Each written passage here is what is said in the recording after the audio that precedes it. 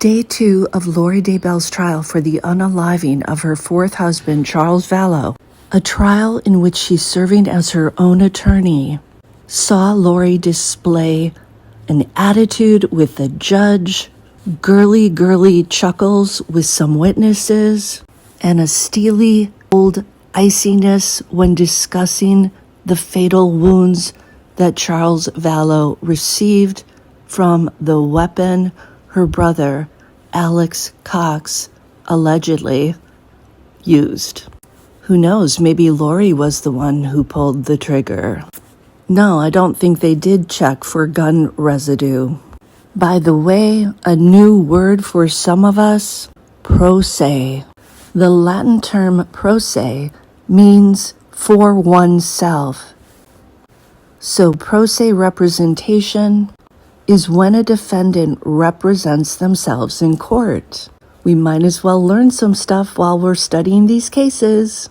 What Lori hasn't mentioned so far, she hasn't mentioned being an important leader to the 144 chosen people by God.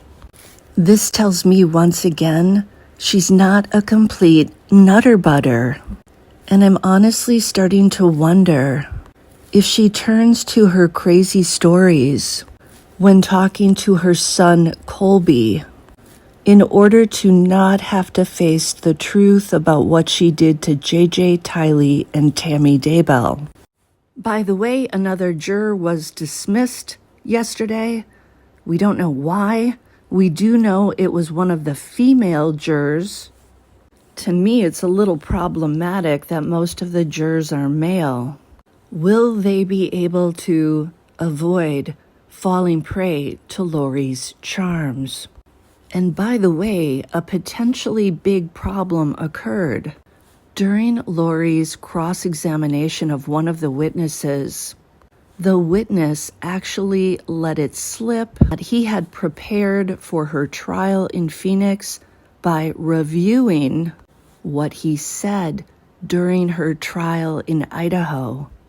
Remember, the jurors here don't know, allegedly, about Lori's previous trial and previous crimes. So likely when they heard the witness mention this, they may have been wondering, what in the world is he talking about? What happened in Idaho? But nobody said anything.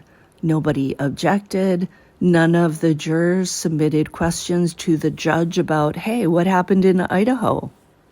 So it remains to be seen if there will be ramifications for this. Or how did you assess that when you first entered? That's my question. Once I'm doing CPR, I can see 2 bullet holes in the shirt.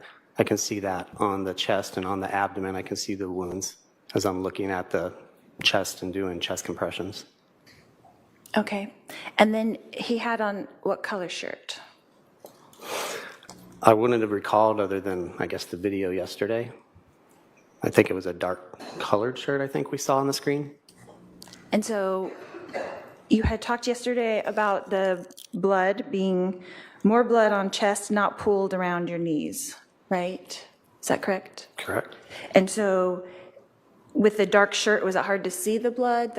I'm kind of trying to see what you saw when you entered. I remember seeing blood on the chest. It wasn't, I remember not seeing blood on the abdomen. And there were holes in the shirt, 2 holes in the front side? I would, best of my recall, yes. Okay. And when did you cut off the shirt, and how does that procedure work? I continued doing CPR, chest compressions. One of my other colleagues would have cut that off. And knowing that the shirt maybe is potentially evidence, that's why I said to her, don't cut through where the holes are. So she could have cut on the side instead of on the top of the body.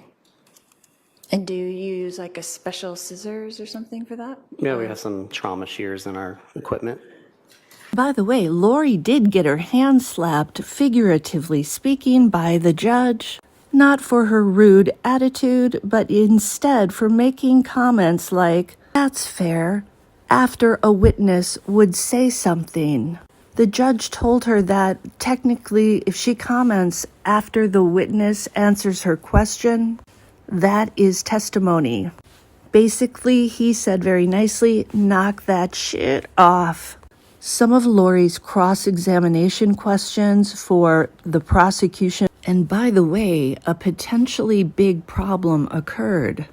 During Lori's cross-examination of one of the witnesses, the witness actually let it slip that he had prepared for her trial in Phoenix by reviewing what he said during her trial in Idaho.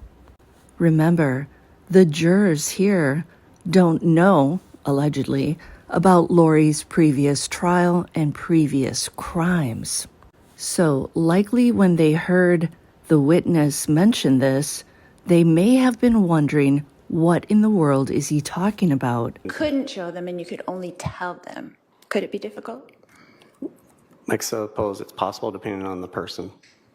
Okay, that's fair. So do you think that your CPR class would be fairly successful if you had no visuals? Objection, relevance, speculation. Next question. I got it, Your Honor. What happened in Idaho? But nobody said anything. Nobody objected. None of the jurors submitted questions to the judge about, hey, what happened in Idaho? So it remains to be seen if there will be ramifications for this. The saddest detail for me was hearing about Charles' baseball cap being found near his body.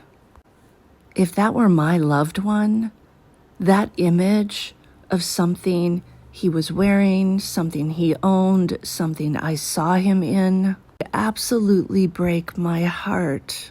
I can't seem to perfectly put it into words why I feel this way, but it's one of the humanizing details where we see Charles not solely as a victim lying on the ground, but as a living, breathing father, husband, brother, really good person by all accounts. Once again, I'm infuriated by this blonde biatch. Yeah, I'm gonna call her that. She destroyed human lives. She destroyed lives of people still here like Colby. How's Colby supposed to get over all of this? He doesn't have any of his immediate family with him any longer.